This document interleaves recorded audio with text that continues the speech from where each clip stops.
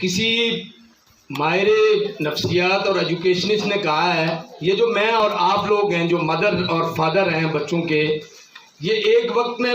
مختلف کردار ادا کر رہے ہوتے ہیں۔ فرض کریں آپ اور میں، ہمارا اگر کوئی بچہ ہے جو سال اور 2 سال کا ہے، اس کے لیے ہم ڈیفرنٹ انداز سے اس سے پیش آ رہے ہوتے ہیں، اور وہی بچہ جب 8 9 10 سال کا ہوتا ہے تو ہمارا اس کے ساتھ رویہ تھوڑا ڈیفرنٹ ہوتا ہے، اور اگر بات چلی جائے 12 14 سال کی تو ہمارا رویہ اس سے ڈیفرنٹ ہونا چاہیے۔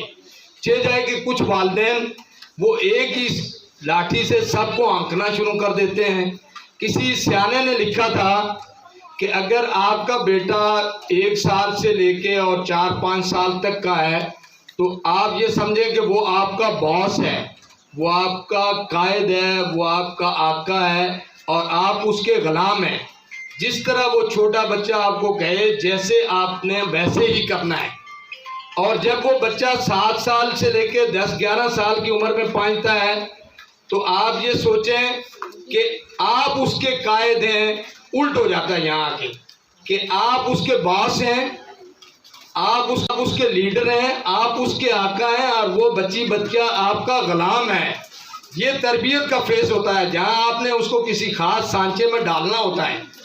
اور جب وہی بچہ 10 سال سے اوپر چلا جاتا ہے، 12 سال سے اوپر چلا جاتا ہے، یہ تیسرا مرحلہ آتا ہے، اور یہاں وہ آپ کا دوست بن جاتا ہے۔ آپ کا وہ بیٹی بیٹا نہیں رہتا ہے بلکہ آپ کا دوست بن جاتا ہے۔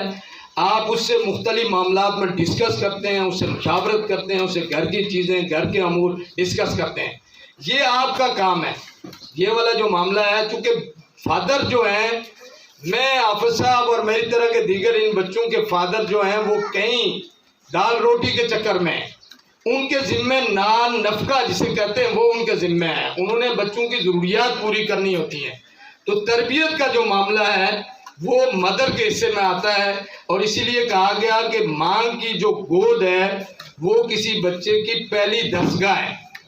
اور یہ پھر ایک بڑی ڈیبیٹ ہے، ہم بسوں کا اسکول والے آپ کے اوپر ڈال دیتے ہیں، اور آپ یہ سوچتے ہیں کہ چونکہ ظاہر ہے ہم نے بچوں کو تیار کر کے اسکول بھیج دیا اور 6 8 گھنٹے وہ اسکول میں رہیں گے اور فیس بھی دیتے ہیں، تو اب ساری تربیت، سارا پڑھانا، سارا کچھ یہ اساتذہ کے ذمہ